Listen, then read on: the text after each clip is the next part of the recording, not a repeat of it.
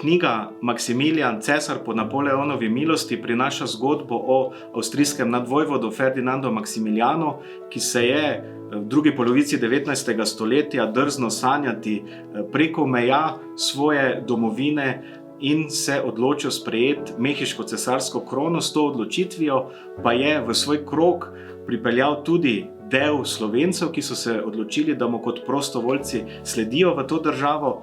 S tem pa je nastala zgodba slovenskih Meksikajnerjev.